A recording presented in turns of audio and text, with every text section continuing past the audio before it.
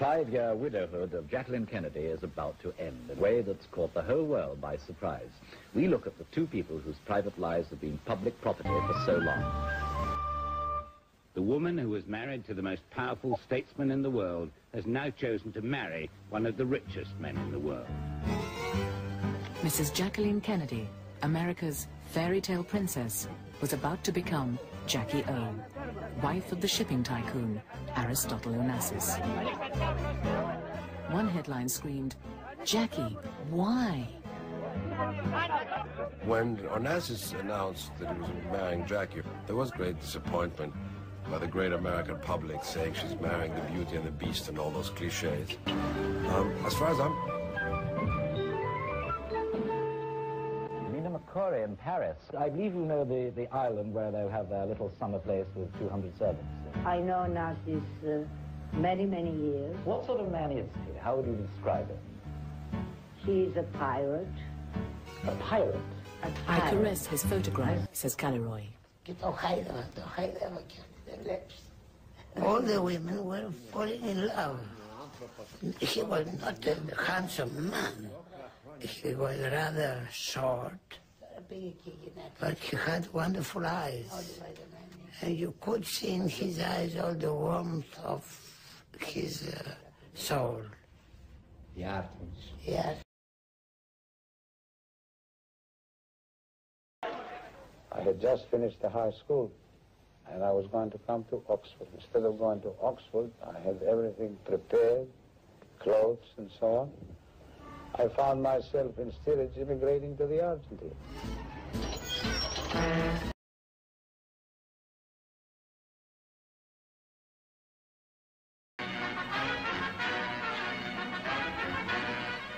Festtag im Hamburger Hafen. 50.000 Menschen kamen zu den Howaldswerken und sahen den Stapellauf des größten Tankers der Welt, der Tina Ωνасης. He named this monster tanker after his wife. His daughter Christina broke the champagne, and his son Alexander pressed the button that sent her down the slipway. Die Taufe des stählernen Giganten. Dann kam der große... His supertanker's tonnage broke records, and the way Onassis financed them broke new ground too.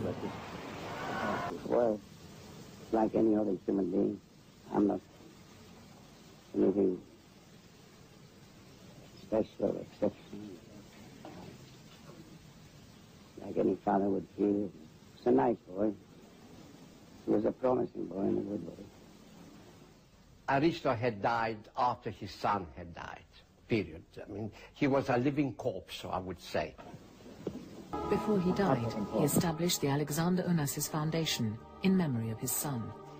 Each year, it distributes millions of dollars to charity, medical research, the arts, and good causes. And so the Onassis name lives on. For unlike other reputations, business fame rarely lasts long.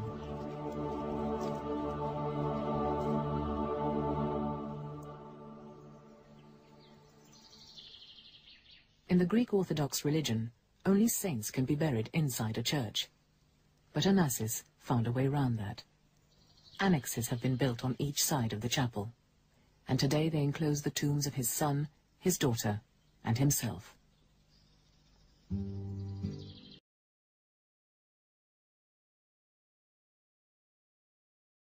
Poor, and he was now rich. He saw, you know, what small amounts of money, what pleasure it could give to people who didn't have it. As a young journalist, Alan Bryan spent 2 weeks as a guest in the chateau. He had a big dinner, and we had, first thing was caviar, which, needless to say, I never had. And I tasted that. Absolutely wonderful. So I ate what was put on my plate, and he was talking away at the top, and stopped and said, "Mr. Bryan," he said, "well, how do you like your caviar? Have you had it before?" And I said, "No." And he said, "What do you think?" And I said, "I think it's the greatest thing in the world." And bring him more caviar. And came in great spoonfuls, each, I should suppose, about, 50 quid's worth, put in the thing. So I ate away at that and drank the vodka. And then he said again, "How's the caviar? Are you still liking the caviar?" And I said, "Yes." He said, "How much more do you think you could eat, Mr. Bryan?" And I said, "All you've got." And he said, "Bring him a bowl," he said, and a huge silver bowl came in like this. And for the rest of the evening, I didn't eat anything else of the food. I just drank the vodka and ate this caviar, bits of it kind of spotting over me, you know. And I think I even flicked a bit occasionally at sort of passing people. Anyway, he was tremendously pleased with that, you see. And pointed out to everybody, here is this man really enjoying his food and his caviar. Well, no, never come across another millionaire. Think of Howard Hughes and all these people locked away and terrified of any human contact. He was down there, you know, he knew what it was like, with stools round, which were lovely to look at and wonderfully soft. And he used to sit you on that and say, now think you are the most beautiful woman in the world, and do you know you are now nearest to the most beautiful and powerful penis in the world? And he said, and then they kind of go back and say, Mr. Ωνασης, and he said, no, I'm not speaking of myself. I am speaking of the stools. They're all made from the penis of the giant white whale. And if I don't know whether they were or not, but they were of wonderful leather that I'd never come across in my life before or since.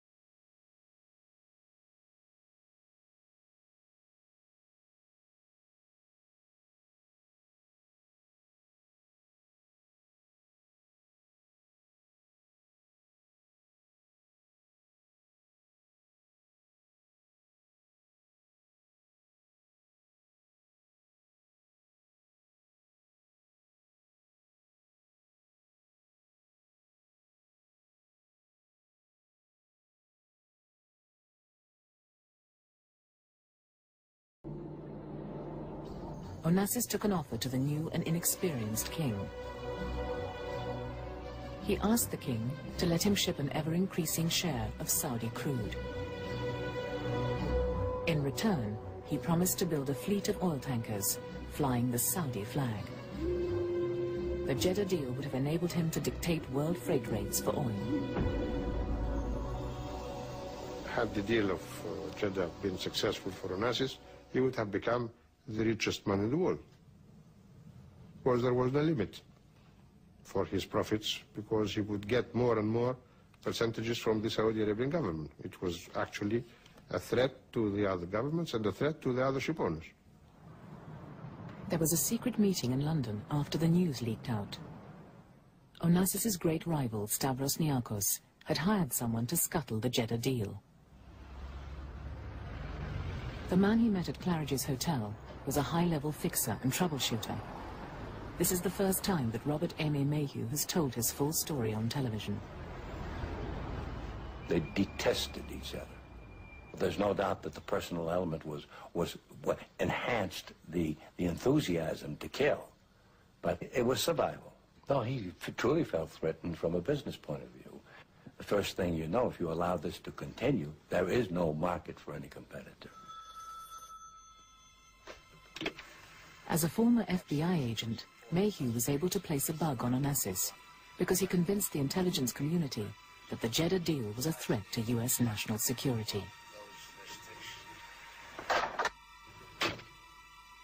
It just happened that a week before I was hired by Niarchos, CIA had placed me on a monthly retainer to handle sensitive assignments for them.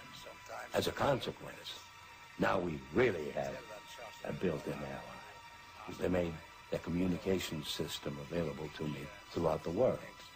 And we made life for Mr. Ωνασης more difficult. To put it mildly. To put it mildly. Mayhew activated his political contacts in Washington. He started at the top.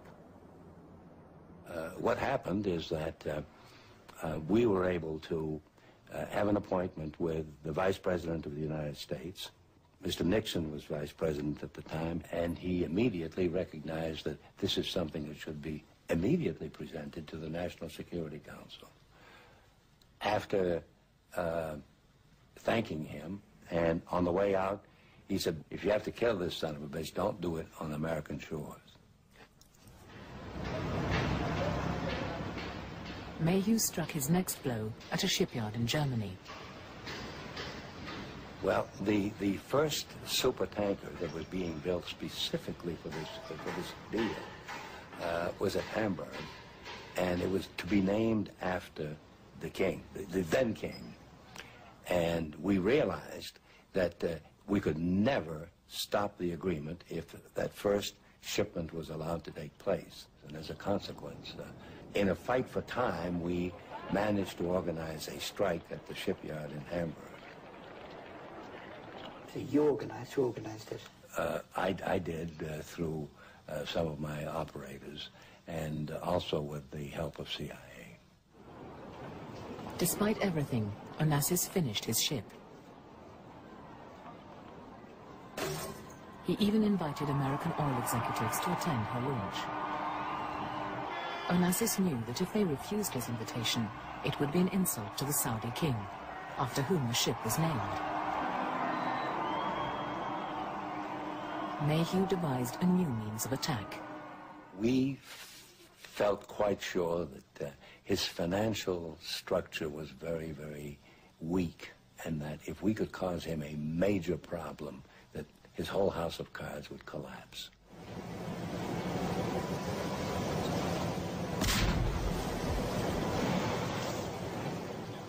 We knew that his fleet had the experience of fishing in illegal waters off Peru.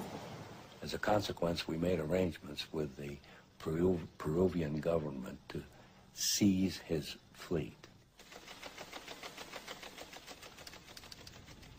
They sent out ships, they sent out an aircraft which actually bombed around the factory ship. They certainly strafed it with machine gun fire, and they forced the boat back into harbour with the catchers. And the Peruvians were very nasty about it. They said, you're going to pay a huge fine, we want $3 million to let you go again. And the night that happened, we had a big banquet thinking that we now had killed the monster. Much to our amazement, we soon learned that he had this whole thing booked with Lloyd's of London, if you please, including his potential profit. He got $15 million in insurance money and $30,000 a day for all the time that he was out of the whaling operation. I mean, he just made an enormous amount of money out of it. So he was just laughing all the way to the bank. He came out richer than before without having to work as hard.